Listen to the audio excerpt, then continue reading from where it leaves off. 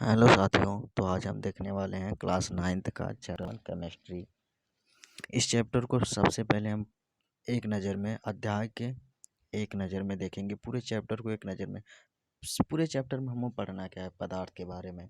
पदार्थ के भौतिक गुणधर्म, पदार्थ के रासायनिक गुणधर्म, पदार्थ होता क्या है, पदार्थ की कितनी अवस्थाएं होती है, सब कुछ सब चीज़ों को कवर करेंगे। सबसे पहले देखो पदार्थ क्या होते हैं।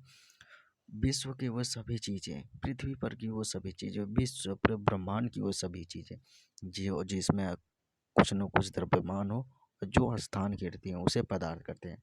पदार्थ की कितनी अवस्थाएं होती हैं? तीन।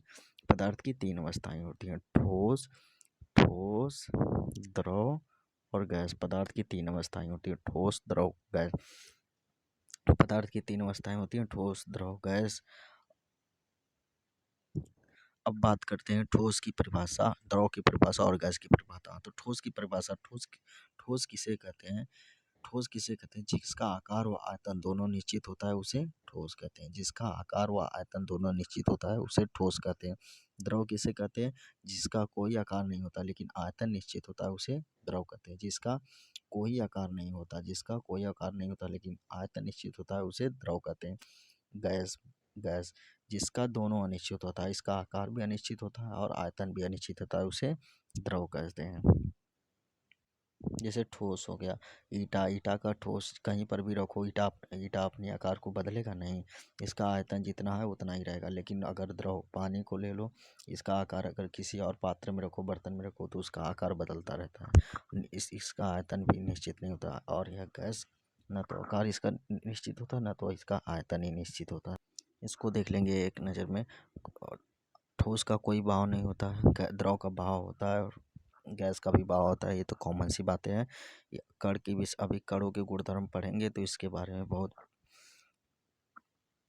अच्छे से समझेंगे कि कण अत्यंत पास पास होते हैं ठोस में, गैस में मध्यम होते हैं और इसमें गैस में बहुत, कणों में बहुत ज़्यादा रिक्त स्थान होता है। यह संपीड्य होते हैं, ये कुछ संपीड्य होते हैं, ये बहुत ज़्यादा संपीड्य मतलब जिसको दबाया जा सके। तो गैस, ठोस को तो बहुत कम दबाया जा सकता है, द्रव को कुछ कुछ थोड़ा बहुत, और गैस को बहुत ज़्यादा। इसी गुण के कारण इसे हम किसी पात्र में भर देते हैं गैस को। आगे देखते हैं पदार्थ। फिर आगे पदार्थ किसे कहते हैं? विश्व की वे सभी, यहाँ पर देखो नोट किया गया है, लिखा गया है, पदार्थ किसे कहते हैं? मैटर। इसे इंग्लिश में क्या कहते हैं? मैटर। पदार्थ किसे कहते हैं? विश्व में प्रत्येक वस्तु जिस सामग्री से बनी है उसे पदार्थ कहा जाता है। और हमारे आसपास विद्यमान हर वस्तु में पदार्थ है। पदार्थ स्थान गिरता है, ये देखो बातें नोट करने लायक है। पदार्थ स्थान गिरता है और इसका द्रव्यमान होता है। पदार्थ स्थान गिरता है और इसका द्रव्यमान होता है। पर कणों के गुण ये आगे भी देखेंगे और यहाँ पर भी देख लीजिए कणों के गुण।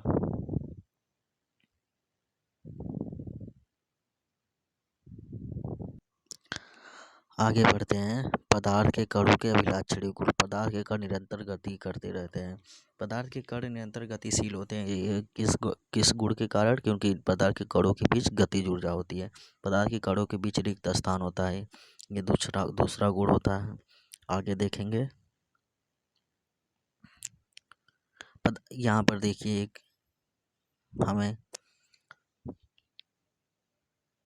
देखिए हमें एक दिखाया गया है, पदार्थ के कणों के बीच रिक्त स्थान होते हैं। जैसे हम चीनी में, जब पानी में चीनी को घोलते हैं तो जितना पानी रहता है, अगर हम चीनी थोड़े थोड़े घोलें तो पूरी तरह से घुल जाता है और पानी का जो आयतन होता है बढ़ता नहीं है, पानी का लेवल नहीं बढ़ता है। किस कारण? क्योंकि कणों के बीच रिक्त स्थान होते हैं, क्योंकि वो चीनी उसमें जाकर समायोजित हो जाता है। आगे देखते हैं। पदार्थ के कण एक दूसरे को आकर्षित करते हैं। जब हम ये, क्योंकि उनमें आकर्षण बल होता है, ये देख लेंगे, इसको नोट कर लेंगे। आगे देखते हैं मेन बातें। ये देखो मोस्ट इम्पोर्टेंट इसमें बातें आ गई है पूरे चैप्टर की। पदार्थ की अवस्थाएं। पदार्थ की कितनी अवस्थाएं होती है? तीन। भौतिक रूप से पदार्थ की तीन अवस्थाएं होती है, ठोस, ठोस, ठोस, द्रव और गैस। पदार्थ कितनी अवस्था में पाए जाते हैं? ठोस अवस्था में, द्रव अवस्था में और गैस अवस्था में। पदार्थ 3 अवस्था में। हम मानव शरीर को भी पदार्थ की 3 अवस्थाओं में विभाजित कर सकते हैं। हड्डियों दांत और ठोस अवस्था, ब्लड रक्त और जल द्रव अवस्था, फेफड़ों में हवा गैसीय अवस्था, और पानी 70% पानी हमारे शरीर में मौजूद है। देखो बायोलॉजी का एक क्वेश्चन यहाँ पर याद कर सकते हैं। पूरी बॉडी में 70% पानी ही रहता है। मानव शरीर की पूरी बॉडी में कितने परसेंट पानी होता है? 70% पानी होता है। इसको देख लेंगे। देखेंगे ठोस किसे कहते हैं, ठोस के सारे गुण धर्म को देखने वाले हैं, देखेंगे हम।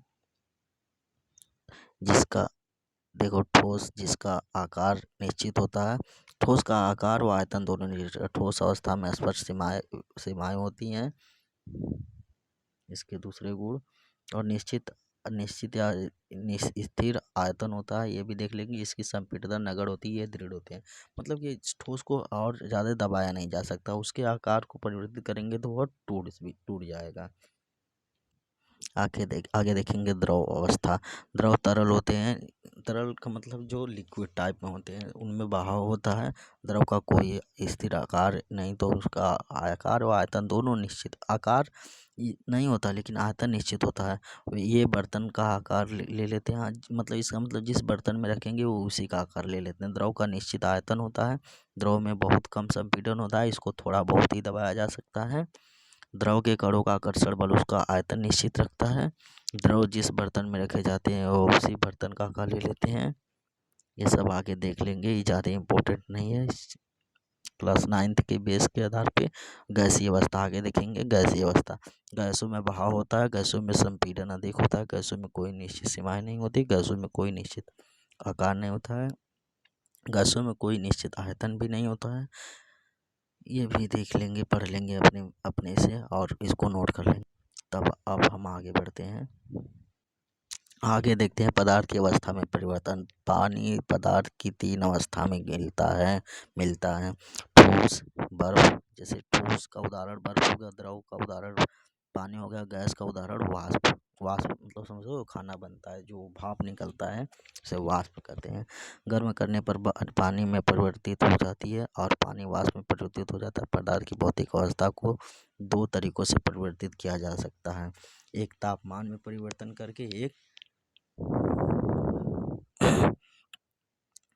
दाब में परिवर्तित करके। देखो तापमान में परिवर्तन, थर्मामीटर वर्णन का एक उदाहरण गलनांक।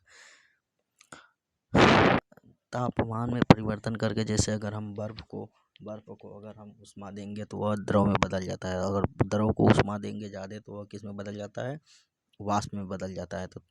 तो पदार्थ की अवस्था में परिवर्तन एक हो गया तापमान में वृद्धि करके, और एक दाब में वृद्धि करके। तो यहाँ पर देखेंगे गलनांक मेल्टिंग पॉइंट। तो गलनांक किसे कहते हैं? किसी ठोस का वह अधिकतम मान जिस पर वह ठोस अवस्था से द्रव अवस्था में परिवर्तित हो जाए, उसी को क्या कहते हैं? गलनांक। तो यहाँ पर देखो क्या लिखा गया है।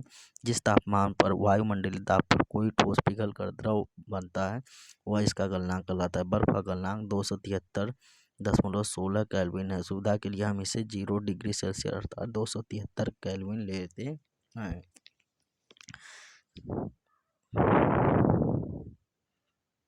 इसका मतलब यहाँ पर है कि बर्फ का जो गलनांक होता है वह 0 डिग्री सेल्सियस होता है, और बर्फ का हिमांक भी 0 डिग्री सेल्सियस होता है।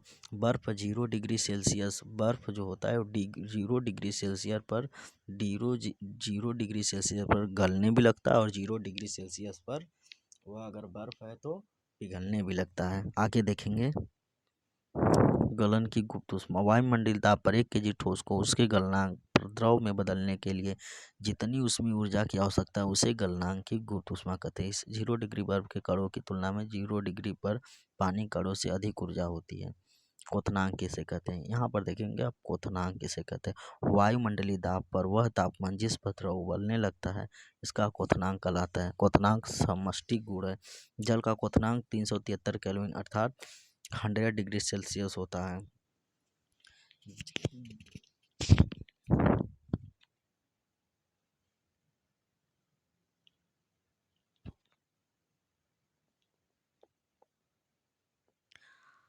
आगे देखेंगे वाष्पीकरण की गुप्त सूचना। वायुमंडलीय दाब पर एक केजी द्रव को उसके क्वथनांक पर वाष्प में बदलने के लिए जितनी उसमें ऊर्जा की आवश्यकता होती है उसे वाष्पीकरण की गुप्त ऊष्मा कहते हैं। जब पानी को उबाला जाता है तो उसके तापमान में वृद्धि नहीं होती। जब पानी को उबाला जाता है तो उसके तापमान में वृद्धि नहीं होती, तापमान 100 डिग्री ही रहता है, क्योंकि वाष्पीकरण की गुप्त ऊष्मा यानी पानी के कणों के बीच आकर्षण बल को तोड़ता है। ये सब देख लेंगे। ऊर्ध्वपातन, ये देखो बहुत ही इंपॉर्टेंट इस चैप्टर का, जो परीक्षा में हर बार पूछा जाता है। ऊर्ध्वपातन किसे कहते हैं?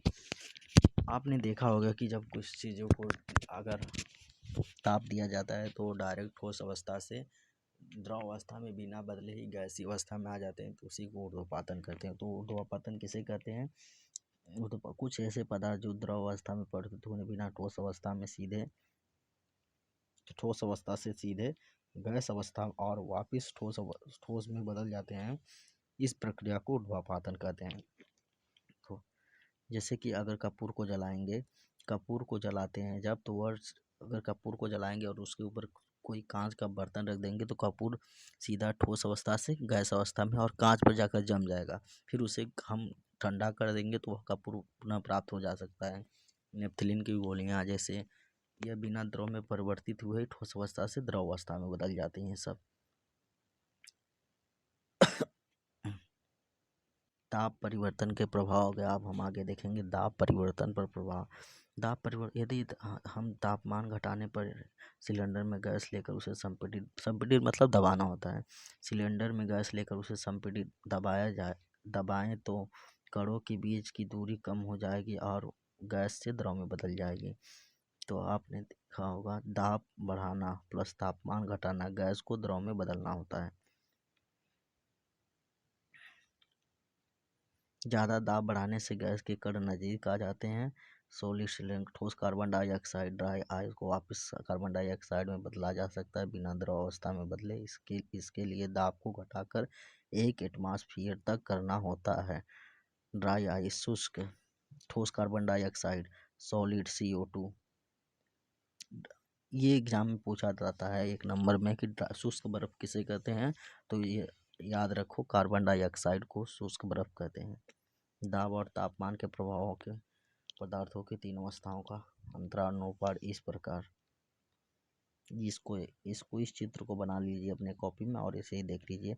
जब ठोस से द्रव में बदलता है उसको संघनन कहते हैं। जब द्रव से ठोस बदलता है, जैसे जब पानी या बर्फ बनेगा तो उसे क्या कहते हैं? जमना। जब ठोस से सीधे गैस में परिवर्तित हो जाए तो उसे क्या कहते हैं? ऊर्ध्वपातन। जब गैस से ठोस बदले तो उसे क्या कहते हैं? ऊर्ध्वपातन। जब द्रव से अगर गैस में परिवर्तित हो जाए उसे क्या कहते हैं? वाष्पीकरण। अगर गैस से द्रव में आ रहा है तो उसे क्या करेंगे? संघनन कहते हैं। उसे संघनन कहते हैं। इसे देख लेंगे एक बार अच्छे से। आगे देखते हैं वाष्पीकरण। वाष्पीकरण इसे आगे देखेंगे अगले नेक्स्ट डे अगर। थैंक यू, बस आज के लिए इतना ही। धन्यवाद।